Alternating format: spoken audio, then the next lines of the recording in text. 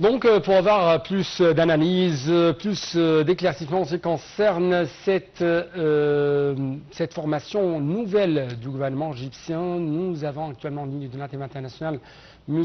Ahmed El Sennancef, un écrivain, mais aussi un analyste politique et économique. M. Ahmed El Sennancef, bonsoir et toujours vous êtes le bienvenu sur l'Antenne internationale. Merci bien, bonsoir à vous. Merci beaucoup et permettez-moi de vous poser cette question. Quelle est votre lecture de cette nouvelle équipe gouvernementale d'après ce que vous avez suivi? Pour commencer avec, avant qu'on rentre pour discuter l'équipe lui-même, on doit jeter un coup d'œil très rapidement sur la structure. On a vu dans cette nouvelle gouvernement, on a vu la restructuration de pas mal des ministères. Donc, on a vu le groupage de plusieurs ministères. Par exemple, on a le transport avec l'industrie, on a l'immigration avec les affaires étrangères. Il y a un ou deux autres aussi. Qu'est-ce que ça veut dire? Ça, c'est tout simplement que c'est une confirmation de son Excellence le Président Sisi. On est en train de suivre les nouveaux stratégies économiques pour que le gouvernement réduise leurs dépenses. Donc là, on est en train de voir l'élimination. C'est pas très différent de ce qui se passe dans les sociétés privées quand on fait ce qu'on appelle le merge et acquisition. Donc là, on est en train de faire un groupage, ce qui fait que le nombre de ministres sont été réduits. Donc c'est ce qu'on appelle un resserrement de dépenses gouvernementales. Tout à fait. Cette fusion là, entre les différentes portefeuilles ministériels, n'est-ce pas? Absolument. Donc là, on voit son Excellence le Président Sisi est en train de commencer par être l'exemple de la nouvelle structure et comment il veut que le pays soit gouverné. Donc là, c'est un message très clair pour tout le monde, dans tous les domaines, de ce que son Excellence veut qu'on fasse. Oui. Ça, c'est la première chose. La deuxième chose, on est en train de voir pas mal de jeunes qui sont en train d'assumer et rentrer dans le cadre politique, si vous voulez, pour la première fois. Je peux parler d'un ami personnel ou un ami d'enfance, le ministre de Finances, Hassan Al-Khatib. Et c'est la première fois qu'il rentre dans les cercles politiques, si vous voulez. En fait, le ministre, le nouveau ministre, c'est Ahmed Koujak. Non, c'est tout à fait, vous avez raison, je m'excuse, c'est pas le ministre de France, c'est le ministre d'investissement. Oui. Donc le ministre de France, c'est Ahmed Koujak, tout à fait, qui est aussi jeune, qui a une éducation internationale. Donc je pense qu'il va ajouter beaucoup de valeur pour son ministère. Je voudrais parler aussi de ministre Hassan Khatib, qui, si j'ose me permettre de dire que nous sommes encore jeunes. Donc c'est un ami d'enfance, donc c'est un jeune. C'est la première fois qu'il rentre dans les cercles politiques, mais il vient avec beaucoup d'expérience internationale que je pense que ça va ajouter de valeur. La deuxième chose aussi, c'est la création du ministère d'investissement. Ça, on n'avait pas dans le passé. Donc, on avait il y a très longtemps, mais maintenant, ça a disparu pour quelques années et maintenant, c'est en train de revenir. Qu'est-ce que ça nous dit? C'est toujours très important de lire entre les lignes, si vous voulez. Ça met l'accent sur l'importance de l'investissement, ce qui fait partie, ça fait partie de la lettre que son Excellence Président Sisi a envoyée au Premier ministre lors de la formation de son gouvernement. Donc Monsieur Ahmed El Sennancef, donc d'après votre remarque, il y a 200 tout à fait neufs et en même temps, il y a des technocrates au sein de cette nouvelle formation ministérielle de l'Égypte, n'est-ce pas? Absolument. Donc ma question suivante, c'est quelles sont, d'après vous, les missions et les priorités de ce nouveau cabinet ministériel de Dr Moustapha Madbouli?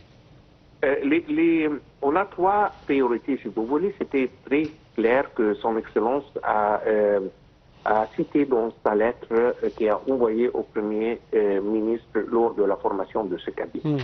La première, c'est la santé, que apparemment on est en train de mettre un focus très important sur la santé et tout ce qui est service de santé pour les citoyens égyptiens. La deuxième, c'est l'éducation. Et ça, c'est un axe énormément important pour le développement, parce que si jamais on veut développer une économie ou un pays généralement, l'éducation, ça devient la base pour laquelle on peut faire ça.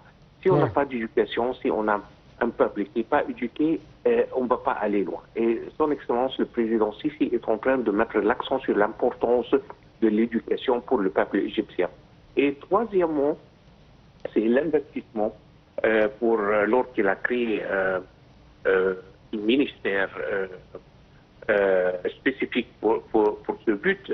Donc ça aussi, ça envoie le message que c'est une dimension énormément importante pour l'économie égyptienne ces jours-ci, pour attirer des investisseurs, de faire ce qu'on appelle le FDI ou le Foreign Direct Investment, et en même temps réduire les défis et les challenges qu'on trouve devant n'importe quel investisseur qui est venu s'installer en Égypte. Donc avoir un ministre et une ministère complète pour ce but, ça démontre et ça jette la lumière sur l'importance de quelque chose de pareil. Ouais, mais j'ai une autre question, toujours à la lumière de ce que vous avez dit.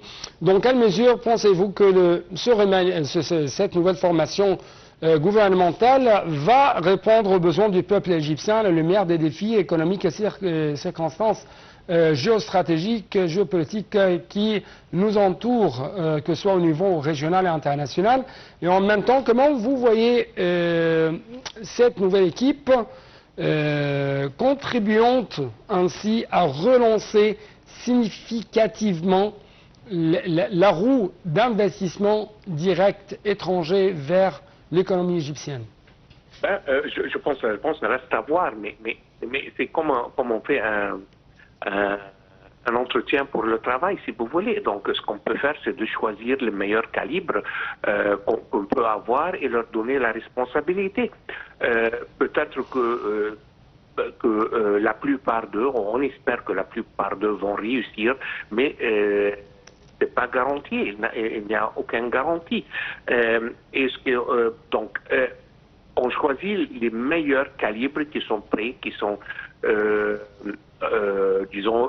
disponibles pour joindre dans cette période-là, et on espère le meilleur.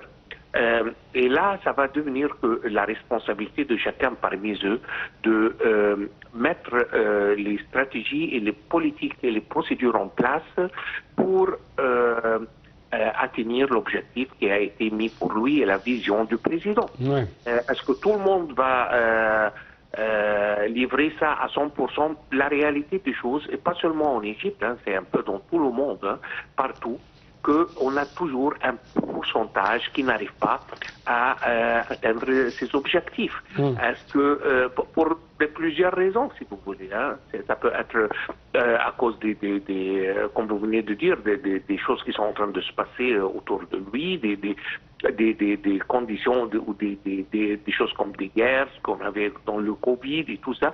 Donc il y a des choses, des forces externes, si vous voulez, qui peuvent toujours influencer négativement, malheureusement, la performance d'un ministre ou l'autre. Concernant la performance d'un ministre et d'un autre, par exemple, vous avez vu cette fusion de 2 portefeuilles, transport et de l'industrie.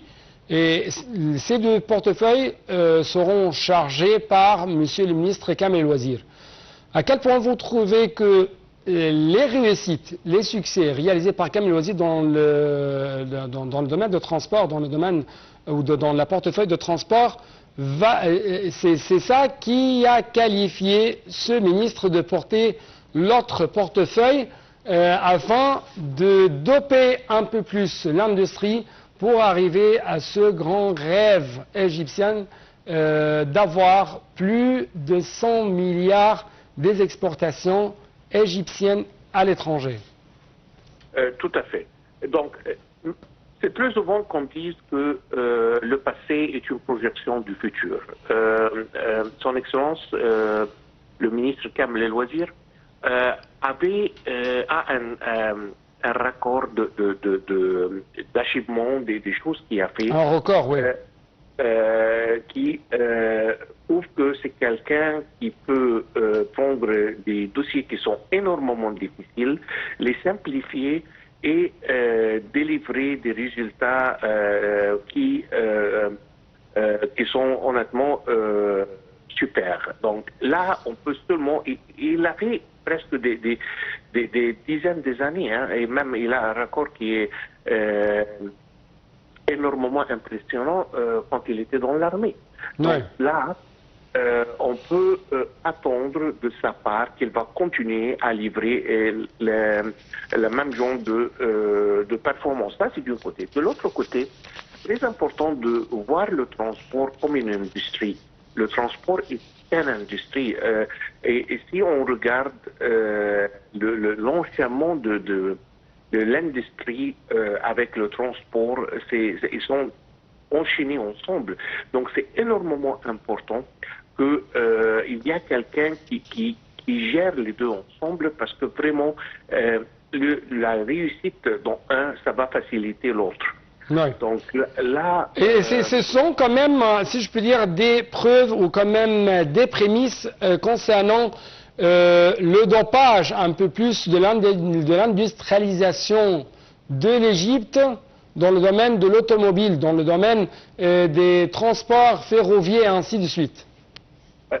Tout à fait, parce que l'industrie lourde, la plupart des industries lourdes sont dans les matériels de transport. Oui.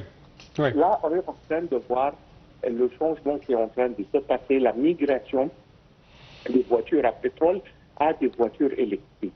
Et tout ce que ça nécessite d'infrastructures qui vont dans la même direction avec ce changement. Et là, c'est quelqu'un, quand il gère le transport, il peut aussi comprendre parfaitement, il est dans la meilleure place pour comprendre ce que cette industrie a besoin d'avoir pour qu'elle réussisse en Égypte.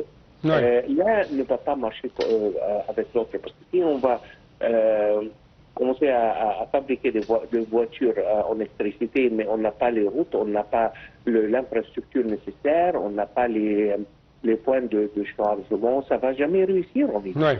Ouais. Donc là, c'est quelqu'un qui peut chapeauter les deux dossiers, si vous voulez, et atteindre une réussite dans les deux directions. Ouais. Et je pense que c'est quelque chose d'énormément intelligent de grouper ces deux ministères ensemble. Et si je ne me trompe pas, c'est presque la première fois que ces deux ministères ont été groupés ensemble. Ouais. Donc c'est une initiative qui est très intéressante et on va voir comment ça va se passer. Ouais. Moi, je pense, j'ai toute confiance en ce ministre. C'est quelqu'un de très remarquable, qui a un raccord énorme. Donc, il n'y a aucune raison pourquoi il ne peut pas livrer sur les deux directions ensemble. Monsieur Ahmad El Sennassef, merci beaucoup pour de tels éclaircissements de votre part concernant cet événement, cette nouvelle formation du gouvernement égyptien. Donc merci beaucoup et nous allons bien sûr avoir une autre intervention téléphonique, mais quand même je dois vous rappeler que l'armée de l'occupation israélienne a bombardé la bande de Gaza, dévastée par près de 9 mois de guerre, notamment le sud du territoire palestinien assiégé, où elle a émis de nouveaux ordres d'évacuation qui concernent environ 250 000 personnes selon l'ONU. Salam Maghreb et les explications.